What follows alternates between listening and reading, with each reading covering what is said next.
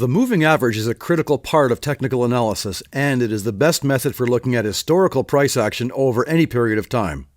Mastering the moving averages will not only help you make trading decisions, it will aid in the understanding of many other indicators as well.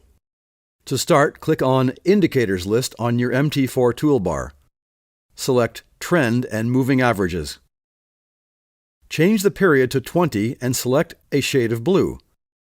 Make sure that your MA method is set to Simple and click OK. This blue line is a simple moving average. In this case, it is a 20-period or 20-candle SMA. So, how do we calculate the price at each point along the line? We look back on the closing price on each candle or period, add up the prices and divide by 20.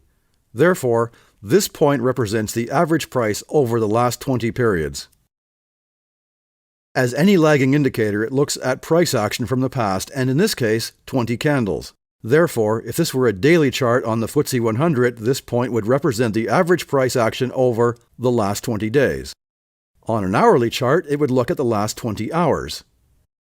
In this case, it is a 4-hour chart on the FTSE 100, so it looks back 80 hours. You can see what happens in trending markets. Here we have bull runs which stay consistently above the SMA and bear runs which are steadily below the SMA.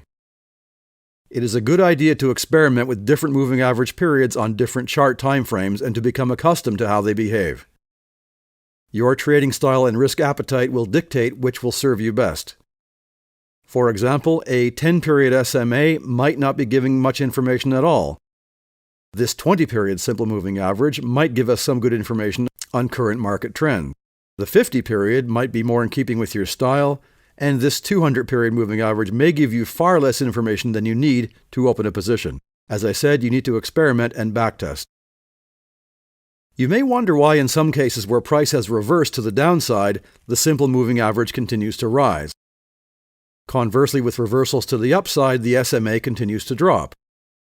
Quite simply put, they are averages and are affected equally by every period from beginning to end.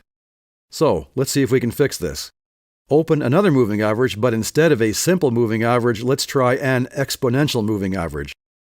Now we can see that this exponential moving average, or EMA, gives more weight to more recent price action. One may consider the EMA to be more accurate than the SMA, but others may prefer SMAs as they are smoother. Your preference will come from practice and your trading style. We will look more at how to trade these in our education series.